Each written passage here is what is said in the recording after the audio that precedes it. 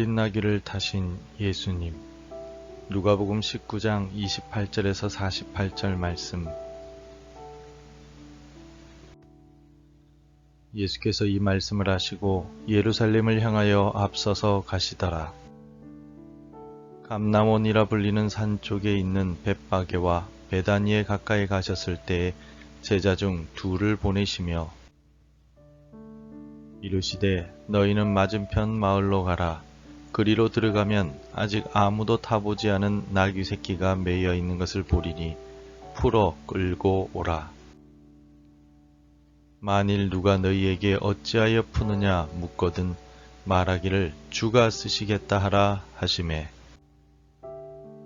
보내심을 받은 자들이 가서 그 말씀하신 대로 만난지라. 나귀 새끼를 풀 때에 그 임자들이 이르되 어찌하여 나귀 새끼를 푸느냐. 대답하되 주께서 쓰시겠다 하고 그것을 예수께로 끌고 와서 자기들의 겉옷을 나귀 새끼 위에 걸쳐놓고 예수를 태우니 가실 때 그들이 자기의 겉옷을 길에 펴더라. 이미 감람산 내리막길에 가까이 오심에 제자의 온 무리가 자기들이 본 바 모든 능한 일로 인하여 기뻐하며 큰 소리로 하나님을 찬양하여 이르되 찬송하릴로다. 주의 이름으로 오시는 왕이여 하늘에는 평화요 가장 높은 곳에는 영광이로다 하니 무리 중 어떤 바리새인들이 말하되 선생이여 당신의 제자들을 책망하소서 하거늘 대답하여 이르시되 내가 너희에게 말하노니 만일 이 사람들이 침묵하면 돌들이 소리 지르리라 하시니라. 가까이 오사 성을 보시고 우시며 이르시되 너도 오늘 평화에 관한 일을 알았더라면 좋을 뻔하였거니와 지금 내 눈에 숨겨졌도다. 날이 이를지라 내 원수들이 토둔을 쌓고 너를 둘러 사면으로 가두고 또 너와 및 그 가운데 있는 내 자식들을 땅에 메어치며 돌 하나도 돌 위에 남기지 아니하리니 이는 내가 보살핌 받는 날을 알지 못함을 인함이니라 하시니라. 성전에 들어가사 장사하는 자들을 내쫓으시며 그들에게 이르시되 기록된 바 내 집은 기도하는 집이 되리라 하였거늘 너희는 강도의 소굴을 만들었도다 하시니라. 예수께서 날마다 성전에서 가르치시니 대제사장들과 서기관들과 백성의 지도자들이 그를 죽이려고 꾀하되 백성이 다 그에게 귀를 기울여 들으므로 어찌할 방도를 찾지 못하였더라. 사순절 기간 중인 오늘 새벽 시간에 우리는 예수님께서 예루살렘으로 입성하시는 장면을 함께 묵상하고자 합니다. 왕의 행차입니다. 그러나 세상의 왕들처럼 화려한 병거나 위풍당당한 군마가 아닌 작고 초라한 어린 나귀를 타셨습니다. 이러한 모습은 스가랴 선지자를 통해 예언된 그대로였습니다. 시온에 따라 크게 기뻐할지어다. 예루살렘에 따라 즐거이 부를지어다. 보라, 내 왕이 내게 임하시나니 그는 공의로우시며 구원을 베푸시며 겸손하여서 나귀를 타시나니 나귀의 작은 것 곧 나귀 새끼니라. 예수님은 왜 어린 나귀를 선택하셨을까요? 예수님이 어린 나귀를 선택하고 타신 이유는 주님이 세상의 권세와 영광의 왕이 아닌 겸손과 평화의 왕으로 오셨음을 온 세상에 선포하신 것입니다. 예수님의 이처럼 겸손한 모습은 젊은 시절 왕으로 기름 부음 받기 전까지 아버지의 양을 치던 목동 다윗의 모습을 떠올리게 합니다. 다윗은 화려함과는 거리가 멀었지만 하나님을 향한 순전한 마음과 믿음으로 준비되었을 때 비로소 이스라엘의 위대한 왕으로 세워졌습니다. 다윗이 그랬듯이 예수님께서는 가장 낮은 모습으로 이 땅에 오셔서 우리를 섬기시고 구원하시는 진정한 왕이십니다. 오늘 본문에 의하면 예수님께서 타신 나귀는 어떤 나귀라고 묘사하고 있습니까? 30절입니다. 이르시되 너희는 맞은편 마을로 가라. 그리로 들어가면 아직 아무도 타보지 않은 나귀 새끼가 매여 있는 것을 보리니 풀어 끌고 오라. 예수님이 타신 나귀는 그냥 나귀가 아니라 아무도 타보지 않은 어린 나귀였습니다. 이처럼 어린 나귀를 타셨다는 사실은 특별한 목적, 거룩한 용도를 위해 어린 나귀를 구별하셨다라는 사실을 의미합니다. 하나님께서는 가장 순수하고 구별된 것을 주의 영광을 위해 사용하십니다. 전쟁 영웅이 말을 타고 개선하는 모습과는 정반대로 예수님은 평화의 상징인 나귀를 타심으로써 칼과 창이 아닌 사랑과 용서로 다스리시는 하나님 나라를 보여주셨습니다.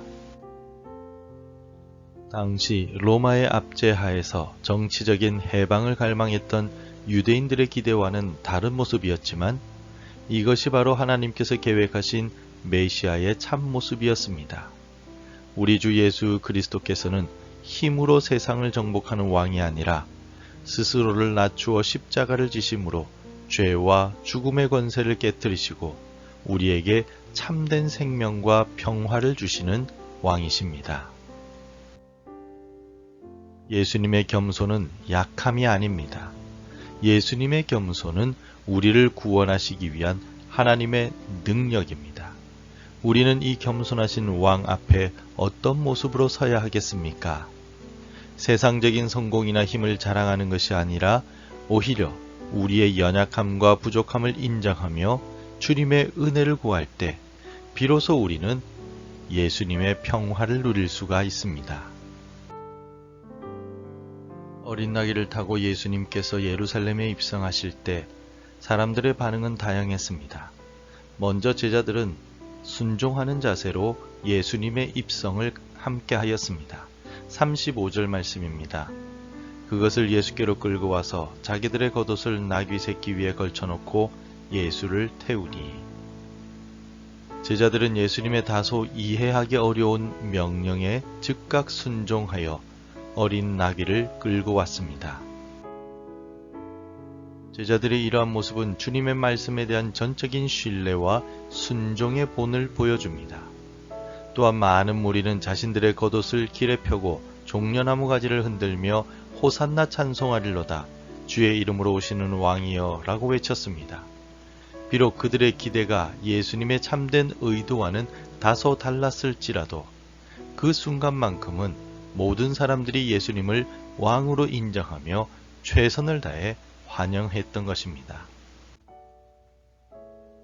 그러나 바리새인들은 이 모든 광경을 못마땅하게 여기며 예수님께 군중을 꾸짖으라고 요구했습니다. 그들은 영적인 눈이 어두워 메시아를 알아보지 못했고 오히려 예수님을 배척했습니다. 더 나아가 예수님께서는 자신을 거부하고 회개하지 않는 예루살렘을 보시며 눈물을 흘리셨고 장사꾼들로 더럽혀진 성전을 정화하시며 참된 예배의 회복을 간절히 원하셨습니다. 이처럼 왕이신 예수님 앞에서의 우리의 반응이 우리의 영적 상태를 결정합니다.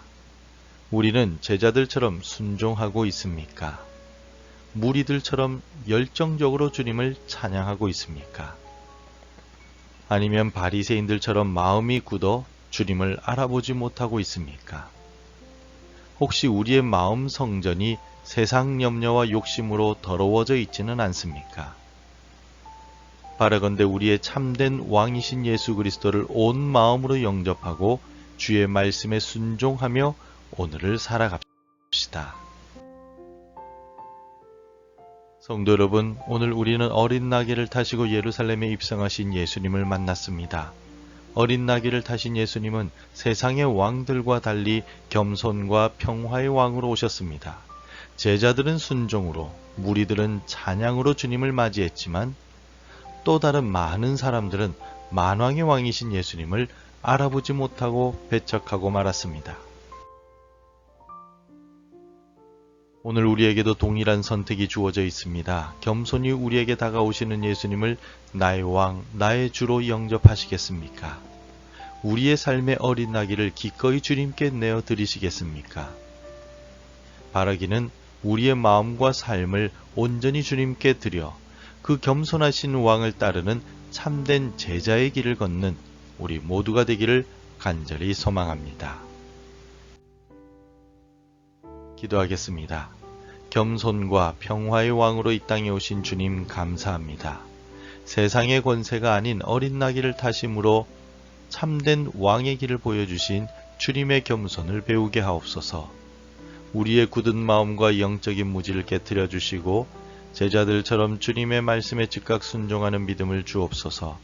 우리의 시간과 재능, 삶의 작은 부분까지도 기꺼이 주님께 내어드리는 어린 나귀가 되게 하시고 우리의 삶을 통해 주님의 평화가 흘러가게 하옵소서. 예수 그리스도의 이름으로 기도드립니다. 아멘. 계속해서 함께 기도해 주시기 바랍니다. 나의 주, 나의 하나님이신 예수님을 왕으로 모시고 살게 하소서. 내 삶을 주를 위해 사용하는 주의 어린 나귀가 되게 하옵소서. 경제적인 어려움과 정치적인 혼란, 사회적인 분열을 해결해 주옵소서. 매일 하나님의 말씀으로 하루를 시작하는 복된 삶이 되게 하소서. 오늘도 말씀대로 살아가며 열매 맺는 하루가 되시기를 축복합니다.